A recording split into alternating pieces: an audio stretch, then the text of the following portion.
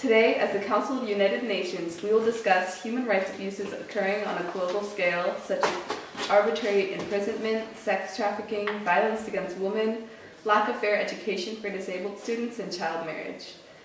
These abuses occur today anywhere from third world countries like Syria, provinces in Africa, India, and North Korea, to first world countries such as America and the UK. There are basic human rights that should be enforced globally, yet in many cases there are infringements to these rights. We'll turn it to you, Tasha, to commence our meeting. Okay, ladies and gentlemen, I think we should focus on the human rights abuse of unjust detention. It's a huge problem in many places all over the world, but it's really very prominent in the Central African Republic, Syria, and North Korea. Don't all those countries protect against that abuse within their constitutions? Only Syria and the Central African Republic. However, while it is not technically against North Korean law, it is against international law, and most people do agree that North Korea could definitely do with enforcing some much more progressive laws. Freedom from unjust detention seems like it must be a pretty obvious right to most, but what clauses of an international law does it actually violate? Arbitrary imprisonment is against Article 9 of the 1948 Universal Declarations of Human Rights issued by us, the United Nations, as well as Article 9 of the International Covenant on Civil and Political Rights. Can you go into detail on the actual abuse in each country? Sure, I'll start with the Central African Republic.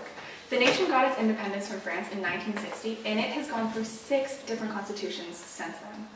What is the reason for this? Have there just been so many coups and that every few years a new political party comes into power and they each just implement their own new set of laws? Exactly, and since there is such rapid turnover between political organizations, it's very difficult to enforce any of the laws any given party might put in place. Furthermore, the coups take place so frequently that there is near constant fighting within the nation between groups such as Anti-Balaka, Ex-Seleka, Lord's Resistance Army, and Fulani. All of this fighting means the country is essentially being torn apart by all these different political and military organizations, and the people are suffering for it. Are there any patterns of discrimination behind arbitrary imprisonment? Not exactly. The nation is mostly Christian and Muslim, and none of the groups seem to be choosing any particular race, religion, or gender.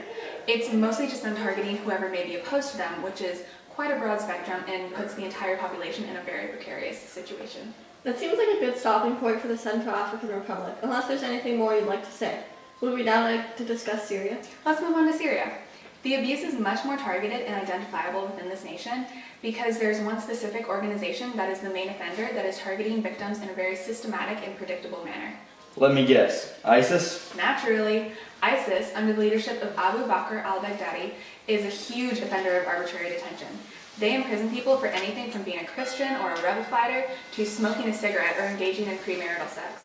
Are there any documented examples of individuals who have been imprisoned unjustly? Yes, one instance is that of a Syrian rebel fighter who wished to remain nameless. He was imprisoned by ISIS for 3 months in 3 different prisons for his work fighting against ISIS. What did they do to him while he was in prison? He was tortured, starved, and forced to live in disgusting conditions.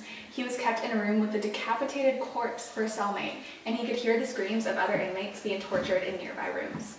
Was he given a trial or simply abducted? Abducted. And even if he had been given a trial, it wouldn't have been fair at all. ISIS has put one of their judges in control of one of the main Sharia courts in Syria, and he has been known to conduct entire trials in a matter of minutes, handing out death penalties to all detainees he tries, and sometimes even flogging the persecuted to death within the courtroom before moving on to the next case. That's pretty extreme. Are there any known prison locations? There were 7 locations identified in 2013. It is also very likely that there have been many more established since these were discovered. Is there any more on this nation that you would like to add, or are we ready to move on to what other nation it was you mentioned? North Korea, and yes, I'm ready to move on from Syria. As I'm sure you're all aware, North Korea is a huge offender of human rights abuses. The extremely oppressive government regime has repeatedly been blocking the efforts of this council to intervene in the country, even though there have been multiple reports released about the state of the nation that have revealed the many, many human rights abuses that have occurred during the reign of the Kim dynasty since their ascension to power in 1945. This council meeting was called to discuss human rights abuses that have occurred during the past 17 years, so I'm guessing we'll be focusing on Kim Jong-un. Yes, I will. I'd like to refresh everyone's memory on the report that North Korea that Human Rights Watch released in 2015. The report detailed the prison camps operated by the government, known as either gulags or Kwanliso, that are suspected to hold upwards of 120,000 captives. Why were these citizens arrested in the first place? Well, a portion of them were deemed to be political enemies of the regime, and many of them are perceived as such because of capitalist business practices. The government also practices 3 generations of punishment, meaning that not only is the one individual political enemy arrested, but also 2 other entire generations of their family, which could be grandparents, parents, cousins, aunts, uncles, really anyone with even a tenuous relation to the original detainee. The government believes that those related to an enemy of the state are much more likely to be enemies of the state themselves, so they just locked up the entire family in one fell swoop to avoid having problems in the future with a relative. There are also many citizens who are born into the prisons and will spend their entire lives there. Can you give an example of a first-hand account of a citizen born into one of these prison camps who escaped? Yes, a very high-profile instance of this was Shin Dong-hyuk, who escaped from the prison after being born to 2 prisoner parents and living there for 23 years. Wasn't there a certain level of discrepancy regarding his story? Yes, there was, but he's still the only known person to escape from the camps after allegedly being born there, so unfortunately he is still our best source. Wasn't there a story about an American who was arrested while vacationing in North Korea in 2014? Yes, I believe you're thinking of Matthew Miller. His case was quite an interesting one because the limited coverage we were able to get of the case seems rather slanted. He was arrested and held captive without a trial for 6 months, and he didn't even know what his crime was. When he was finally given a trial, it was revealed that he had torn up his visa and screamed about wanting asylum, which was taken to be an act hostile against the state. While he was waiting to be tried, he was attempting to work with the American government to free himself. That seems pretty suspicious. First of all, wouldn't he know what his crime was if he had done that? And second, how is wanting asylum a hostile act against the state? And why would he be working so hard to escape North Korea if he had been seeking asylum there? Those are exactly the questions people are asking. CNN was able to interview him after he was tried, but many believe that the North Korean government may have coached him in some way on what he was and was not able to say in the interview. It is also a popular belief that the North Korean government fabricated these charges simply because he was an American. If that is how they treat visitors in their country, it really does make one wonder how they're treating their own citizens. And there are no other stories from people who have been in these government prisons? None. Typically, individuals are sentenced to these prisons for life, and anyone who attempts to escape is killed. Does anyone actually know what goes on within the prisons? There is little to no access to healthcare of any kind, limited food, and all of the prisoners are subjected to extremely hard labor that is often fatal. There is also a lack of proper housing, sexual assault, torture, and executions. It is pretty clear from your argument and the evidence that you have provided that something really needs to be done about arbitrary detention. I think we should now open this discussion to clarifying questions on the argument as a whole. Okay, I have to ask. While this may not be the case for the Central African Republic, Syria, and North Korea, both get lots of media attention for all their human rights abuses, mostly just because they're viewed as anti-American. Why do they deserve special attention from this council meeting if all the extra attention they've gotten in the media hasn't helped? That is a very good question, and I'm really glad you asked it.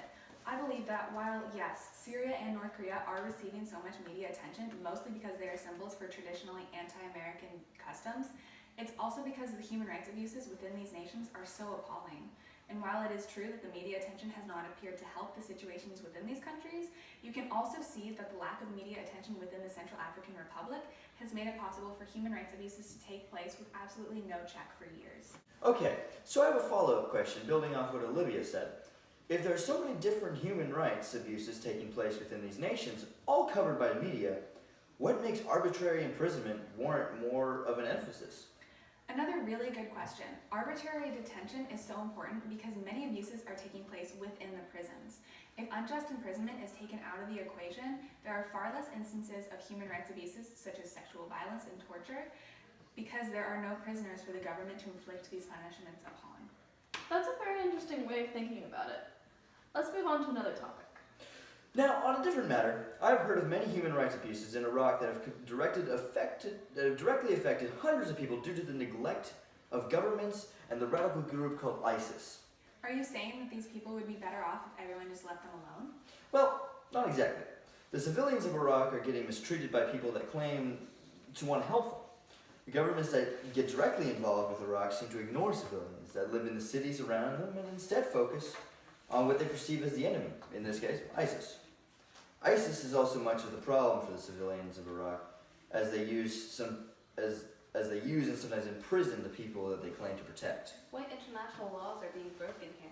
There isn't much of a law that has neglect together as a subject. The idea of neglect of a large amount of people usually means that they have a government and certain things that they need or require but are no longer getting. There should be more laws that can make this action illegal, but if a government is part of the problem, there isn't much that can be done. Yes, I can see how that would be a problem. How is ISIS contributing to the problems in Iraq? Well, ISIS claims that they fight for the people in the countries that they occupy, but really either ignore the innocent civilians or capture and use them for ISIS's benefits. So these people need laws to protect or protection to keep them safe and well off. Exactly. The protection that the Iraqi civilians are getting now is not at all adequate.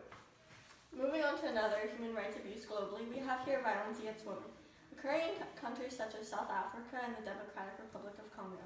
We have so many countries that have come such a long way with giving more just rights to women nationwide. Why are these countries not up to speed? Well, in the DRC, 100 plus girls were raped in November of 2012 by the FARDC, which is a military group in the Democratic Republic of Congo. The lack of government recognition to instances similar to this one is exactly the reason why this country has fallen behind. We, being the members of the United Nations, have put our foot forth and attempted to minimize human rights abuses that occur, such as these. But to my understanding, the DRC has done little to nothing on their behalf to ensure the protection of their citizens. Is this so? Yes, you have understood that correctly. Furthermore, it is common that young girls and women wish to not share their stories of rape for fear of embarrassment or as it may put their families at risk. They do not want to appear as though they are submissive under men and are controlled by other people. Certainly this is still a prevalent issue seen throughout many other countries.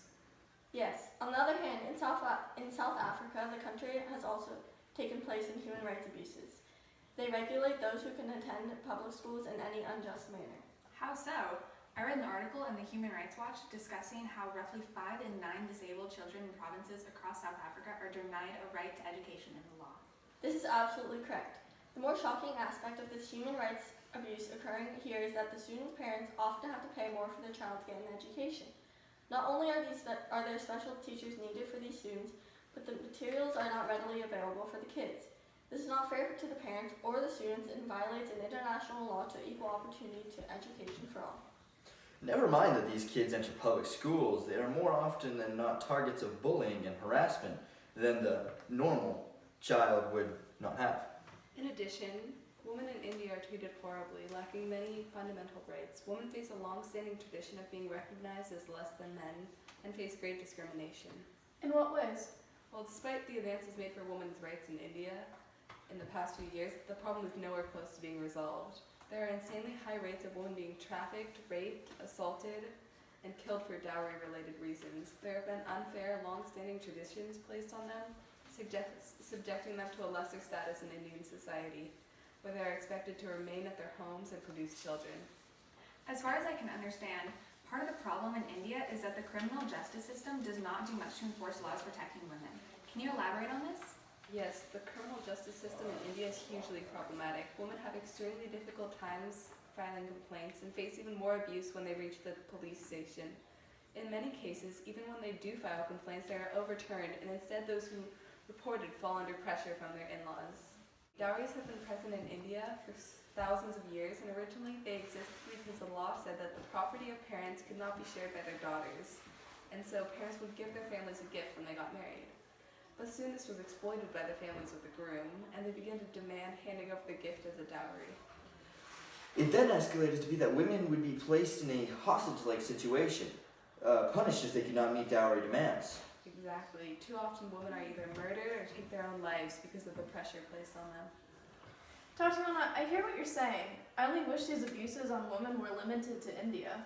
If you're talking about the wage gap, I think the other issues we've already talked about today have greater precedence. No, I'm not referring to the wage gap. I'm talking about sex trafficking. We've already talked about how multiple forms of violence against women and deprivation of their human rights. However, sex trafficking is different from the hostage culture of dowries, and abuses like rape are only some of the horrors these women have to live through. And where should we be looking to stop sex trafficking?